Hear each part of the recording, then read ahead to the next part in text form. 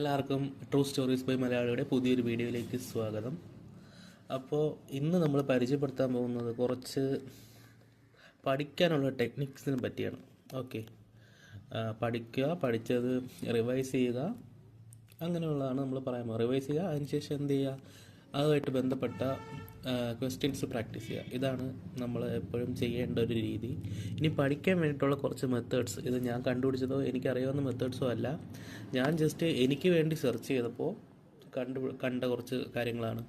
ഞാൻ ജസ്റ്റ് നമ്മുടെ chat GPT search ചെയ്തതാണ്. അപ്പോൾ കണ്ടൊരു മെത്തേഡാണ് 25-5 മെത്തേഡ്.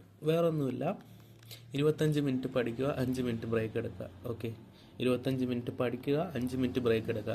എന്നിട്ട് നിങ്ങൾ എന്ത് ചെയ്യണം, ജസ്റ്റ് ആ 25 മിനിറ്റ് പഠിച്ചത് ഒന്നുകൂടെ വായിച്ച് അതിനൊന്ന് റീകോൾ ചെയ്യാൻ ശ്രമിക്കുക. ഓക്കെ, അത് നല്ലൊരു മെത്തേഡായിട്ട് എനിക്ക് തോന്നിയിട്ടുണ്ട്. ഞാൻ മുമ്പ് ചെയ്തിട്ടുള്ളൊരു കാര്യമാണ്.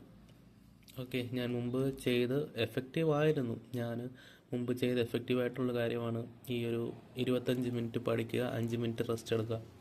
അങ്ങനെ കണ്ടിന്യൂസ് ആയിട്ട് ചെയ്യുക.